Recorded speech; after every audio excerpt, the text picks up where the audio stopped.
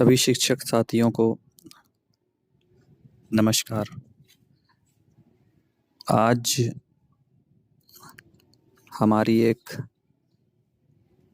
सहयोग संस्था teachers self care team TSCT उसके विषय में कुछ चर्चा करनी थी, जो कि एक बहुत अच्छा काम कर रही है। मात्र 30 रुपए लेकर जो भी हमारे शिक्षक साथी अचानक से जिनकी मृत्यु हो जाती है दुर्घटना में या किसी अन्य कारण से, मात्र 30 रुपए लेकर 50 से 55 लाख रुपए की राशि उनके खाते में सीधे हस्तांतरित कर रही है। ये बहुत ही अच्छा नेक काम है, जो बिना किसी मतलब के, बिना किसी वजह के, सिर्फ और सिर्फ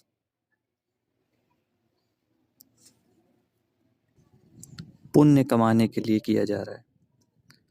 लेकिन कुछ शिक्षक साथी ऐसे भी हैं जो इस काम में समय समय पर कुछ न कुछ अपना एक ऐसा पॉइंट उठा देते हैं जिसका कोई मतलब नहीं है। एक हमारे शिक्षक साथी हैं जिनका एक एप्लीकेशन फॉर्मेट में एक लेटर आया कल, जिसे मैंने देखा तो मुझे लगा कि ये तो फिजूल का प्रश्न है। देखें आप इसमें ज़रा, इन्होंने एक लेटर लिखा है जिसमें ये कहा गया, मैं TSCT का एक सदस्य हूँ। सदस्य होने के नाते मैं TSCT टीम के पदाधिकारियों से ये पूछना चाहता हूँ कि आप अपने सदस्यों से 50 रुपए प्रति सदस्य, जो कि लगभग 1 करोड़ प्रति वर्ष होते हैं। पहली बात तो ये जो 50 रुपए है ये कोई अनिवार्य नहीं है, नियमावली को ध्यान से पढ़ लेना चाहिए था इनको, और इसको लेने के लिए किसी भी प्रकार का कोई दबाव नहीं बनाया जाता कि आप 50 रुपए देंगे तो ही सदस्य बनेंगे। और जो लोग देते हैं तो उनके लिए अतिरिक्त लाभ भी है, वो आगे चल के अभी देखते हैं नियमावली क्या कहती है, जो कि लगभग 1 करोड़ रुपए होते हैं प्रति वर्ष। ये टीम 1 करोड़ रुपए कहाँ, कैसे और क्यों खर्च करती है, इससे अपने सदस्यों को अवगत कराए, क्योंकि आपकी टीम तो निस्वार्थ भाव से काम करती है। तो 50 रुपए प्रति सदस्य राजनीतिज्ञों की तरह उगाही क्यों कर रही है? कौन सी राजनीतिक पार्टी हमारे घर आके 50 रुपए मांगती है? तो अपना सोचने का विषय है। खैर, इसी पे आते हैं। आगे इन्होंने कहा स्पष्टीकरण दीजिए, तो स्पष्टीकरण देने की कोई आवश्यकता मुझे समझ में नहीं आती। 50 रुपए के लिए क्या स्पष्टीकरण देना है? फिर भी हमारे पास नियमावली हमारी TSCT की मौजूद है। आइए उसको देखते हैं कि क्या कहती है हमारी नियमावली।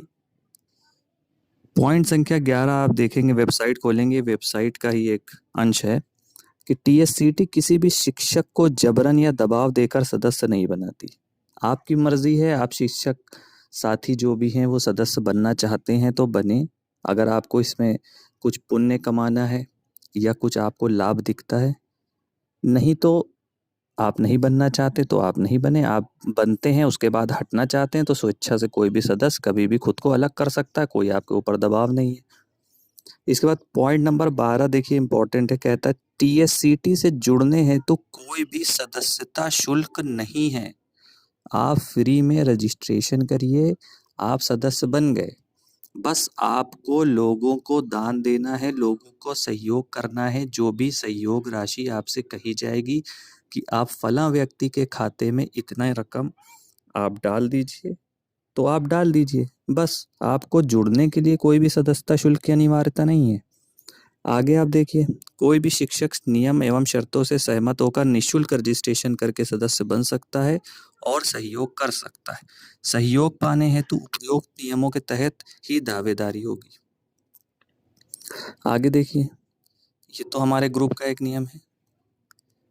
मेन पॉइंट यहाँ देखिए, 15वां पॉइंट आता है, व्यवस्था शुल्क ये अनिवार्य नहीं है, ऐच्छिक है।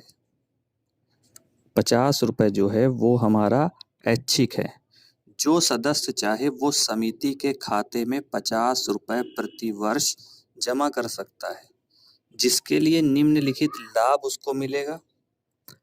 व्यवस्था शुल्क का हिसाब समय समय पर समिति द्वारा दिया जाएगा। तो तो जब समिति को लगेगा, उसके पास समय होगा, वो हमको हिसाब देगी। 50 रुपए के लिए आप क्या हिसाब मांगेंगे और क्या करेंगे, मुझको समझ में नहीं आ रही ये बात। चलिए आगे देखते हैं।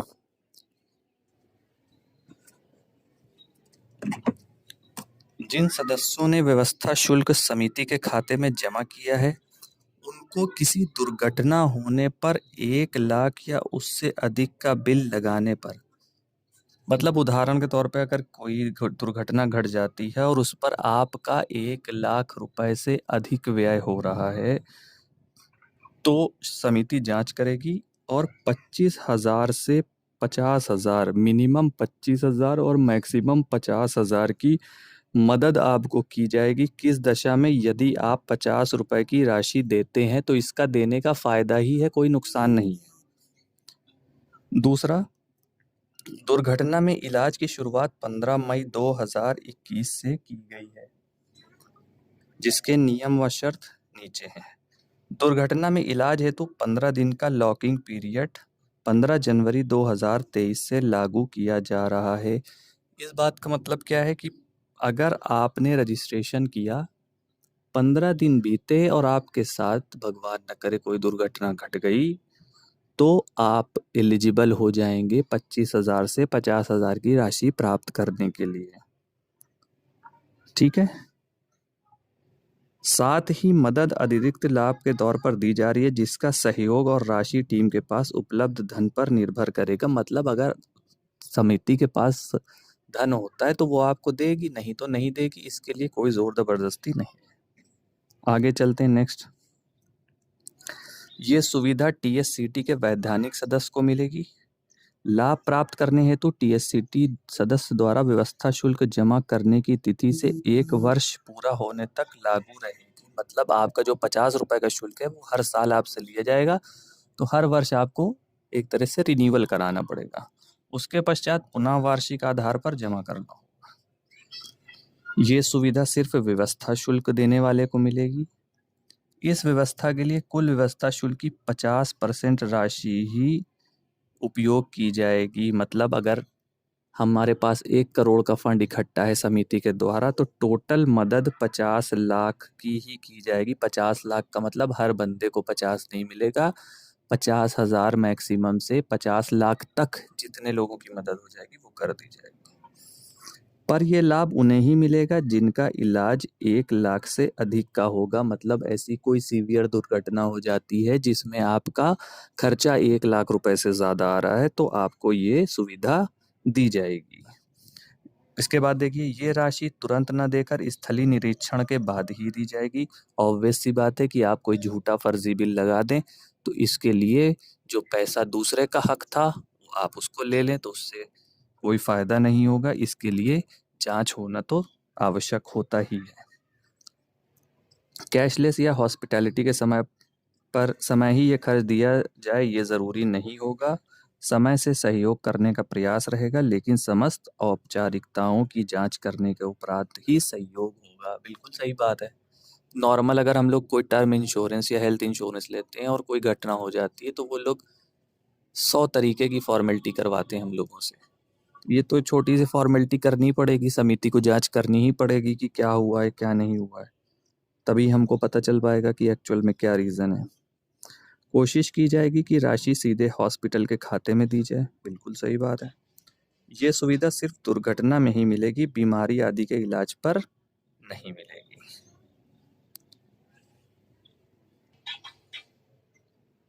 और देखिए, दुर्घटना के मामले में अगर किसी शिक्षक ने इलाज पर खर्च की गई राशि इंश्योरेंस कंपनी से प्राप्त कर ली है, तो इस स्थिति में टीम अपेक्षा करती है कि टीम से लाभ हेतु आवेदन नहीं किया जाए, ताकि उक्त धन किसी और के काम आ सके। फिर भी अगर आवेदन किया जाता है तो टीम द्वारा अधिकतम 25,000 की राशि ही दी जाएगी। वैसे आप लोगों को वो चीज़ ये करनी चाहिए, अगर आपको हेल्थ इंश्योरेंस या कुछ प्राप्त हो जाता है तो आप लोग राशि के लिए अप्लाई ना करें।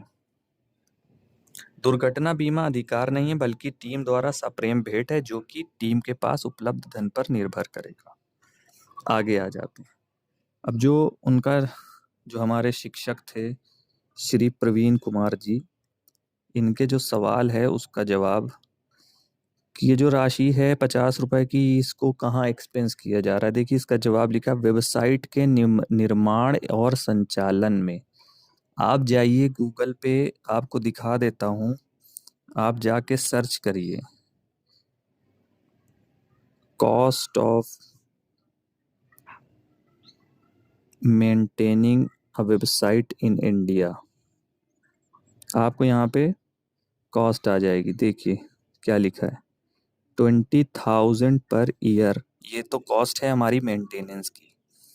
इसके बाद आपने जब साइट बनाई है उसका खर्चा आप देख लीजिए कि कितना हमारा खर्चा होता है। तो साइट मैनेज करना और उसके खर्चे को मैनेज करना कोई छोटी बात नहीं है। ये देखें आपके सामने है, ये एवरेज कॉस्ट पर मंथ है इतनी सारी वेबसाइट्स की। एक तो ये हो गया। इसी के बाद दूसरा पॉइंट आप देख सकते हैं, देखिए यहाँ पे लिखा है ऐप बनवाने और संचालन में। इसी तरह आप गूगल पे जाके सर्च कर सकते हैं कि ऐप बनवाने और संचालन में कितना खर्चा आपका लगता होगा। तीसरा एसएमएस सुविधा उपलब्ध कराने में, इससे जब अनुमति ट्राई से ली जाएगी उसमें भी खर्चा होगा। ऑफिस और टेक्निकल सपोर्ट रखने के लिए इतना बड़ा मैनेजमेंट चल रहा है, तो ऑफिस के लिए आप मान के चलिए गिरी से गिरी हालत में 10,000 प्रति माह आपका ये खर्चा हो जाएगा कम से कम, ये रेंट का। और जो टेक्निकल सपोर्ट है उसका अगर 2 बंदे रखें तो वो भी कम से कम 20,000 पर मंथ, मतलब 10,000 पर बंदा पर मंथ, तो 10,000 रुपये, तो 30,000 ये तो फिक्स खर्चा हो गया आपका सिर्फ ऑफिस मेंटेनेंस का। तो 3,60,000 रुपये तो आपका पर ईयर इसी तरह जा रहा है। स्थलीय निरीक्षण करने में जब टीम जाएगी उस पर जो खर्चा होगा उसमें खर्चा, वो अब वो कहाँ पे किस रेंज में कितनी दूर है, 100 किलोमीटर है, 10 किलोमीटर है, 50 किलोमीटर है, वो उस पर डिपेंड करता है। टीएससीटी से ज़्यादा शिक्षकों को जोड़ने के अभियान में, ये भी आप समझ सकते हैं, पंपलेट वगैरह बंटते हैं, प्रचार प्रसार होता है, उसमें खर्चा होता है। इस खर्चे की कोई सीमा ही नहीं है। समय समय पर नई तकनीक का इस्तेमाल करने ताकि प्रक्रिया पारदर्शी के साथ साथ आसान बन सके, इसमें भी आप समझ सकते हैं किसी भी चीज़ के प्रचार प्रसार में खर्चा होता ही है। बस बात यह है कि हम लास्ट में कि डोनेशन जो भी हम दें वो लाभ के लिए ना दें, और हम एक जो ये अनावश्यक प्रश्न है इसको उठाकर ये ना बताने की कोशिश करें कि हम सबसे अलग हैं, हम सबसे स्पेशल हैं, हमने ये सोचा कि 1 करोड़ रुपए ये लोग खा जाएंगे, ये इसका अपने पर्सनल यूज़ में ले लेंगे। ऐसा कुछ नहीं होने वाला। आशा करता हूँ कि इस वीडियो से जवाब मिल गया होगा। मैं फराजुल ज़फ़र, ज़िला सह संयोजक फ़तेहपुर। अगर इस वीडियो में कुछ भाषा की या किसी प्रकार की कोई कमी हो तो कृपया मुझको बताने की कृपा करें। धन्यवाद।